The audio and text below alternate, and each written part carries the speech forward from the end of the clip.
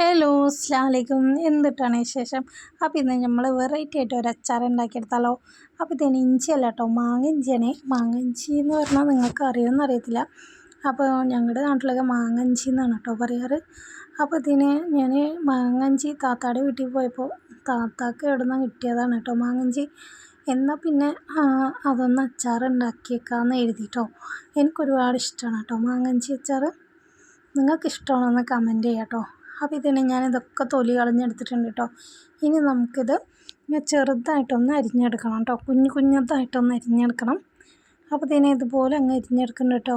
അടിപൊളി ടേസ്റ്റാണ് കേട്ടോ. ഇതിൻ്റെ കൂടെ നാരങ്ങയും അതുപോലെ തന്നെ മാങ്ങയൊക്കെ ഉണ്ടെങ്കിൽ അടിപൊളി ടേസ്റ്റായി കേട്ടോ. ഇതിപ്പോൾ മാങ്ങയും നാരങ്ങയും നെല്ലിക്കൊന്നുമില്ല കേട്ടോ, ഇത് മാത്രമായിട്ടാണ് നമ്മൾ അച്ചാർ ഉണ്ടാക്കുന്നത്. എന്നാലും അടിപൊളി ടേസ്റ്റാണ് കേട്ടോ ഇങ്ങനെ ഉണ്ടാക്കിയെടുക്കാനായിട്ട്.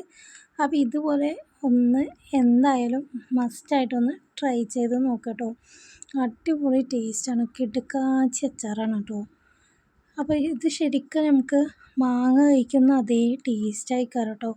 ഇങ്ങനെയൊക്കെ കഴിക്കുമ്പോൾ നമുക്കിത് മാങ്ങ ഇഞ്ചിയാണെന്ന് അറിയത്തില്ല. ഇതിന് ഞാനും താത്തയും കൂടി ഇതെല്ലാം ഒന്ന് അരിഞ്ഞെടുത്തിട്ടുണ്ട് കേട്ടോ അതുപോലെ. അപ്പോൾ ക്ഷമയോടുകൂടിയാണ് കേട്ടോ ഇതിങ്ങനെ ആക്കിയെടുക്കാനായിട്ട്. അതിന് നമുക്ക് തയ്യാറാക്കാം. അതിനായിട്ട് ഞാനിവിടെ ഒരു പാന് വെച്ച് കൊടുത്തിട്ടുണ്ട്. അതിലൂടെ നല്ലെണ്ണ ഒഴിച്ച് കൊടുക്കാം കേട്ടോ. നല്ലെണ്ണ ഇല്ലാത്തതുകൊണ്ട് തന്നെ ഞാനിവിടെ ഓയിൽ ഒഴിച്ച് കൊടുക്കുന്നുണ്ട് കേട്ടോ. ഇനി നമുക്ക് കുറച്ച് കടുക് പൊട്ടിച്ച് കൊടുക്കാം. ഇനി കുറച്ച് ഉലുവയും കൂടി ഇട്ട് കൊടുക്കാം കേട്ടോ. ഇനി ഇതിലോട്ട് നമുക്ക് കുറച്ച് വെളുത്തുള്ളി ചെറുതായിട്ട് അരിഞ്ഞതും കൂടി ഇട്ട് കൊടുക്കാം. ഇതുപോലെ അങ്ങ് അരിഞ്ഞത് ഇട്ട് കൊടുക്കാം. ഇനി കുറച്ച് കറിവേപ്പിലയും അതുപോലെ തന്നെ കുറച്ച് കപ്പലമുളകും കൂടി ഇട്ട് കൊടുക്കാം കേട്ടോ. സാധാരണ നമ്മൾ അച്ചാർ ഉണ്ടാക്കുന്ന പോലെ തന്നെ അതും കൂടി ഒന്ന് ഇട്ട് കൊടുക്കാം. ഇനി ആവശ്യത്തിന് ഉപ്പ് ഇട്ട് കൊടുക്കാം കേട്ടോ. ആവശ്യത്തിന് ഉപ്പ്, അതുപോലെ തന്നെ സാധാരണ ഉള്ള മുളക് പൊടി ഉണ്ടല്ലോ അതുകൂടി ഇട്ട് കൊടുക്കാം. ഇനി കാശ്മീരി മുളക് പൊടി ഉണ്ടെങ്കിൽ അതും ഒരു ടീസ്പൂണോളം കൂടി ഇട്ട് കൊടുക്കാം കേട്ടോ. ഇനി നമുക്ക് ഇതും കൂടി ഇട്ട് കഴിഞ്ഞിട്ട് നന്നായിട്ടൊന്ന് മിക്സ് ചെയ്തെടുക്കാം കേട്ടോ. ഇതുപോലെ അങ്ങ് മിക്സ് ചെയ്തെടുക്കാം. ഇനി കായപ്പൊടി ഉണ്ടെങ്കിൽ അതും കൂടി ഇട്ട് കൊടുക്കാം കേട്ടോ.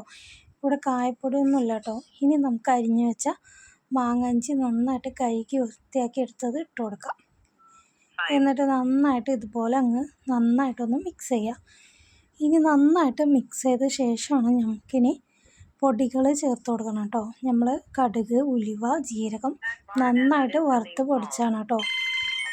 അപ്പോൾ അതുകൂടി നമുക്ക് ഇട്ട് കൊടുക്കാം.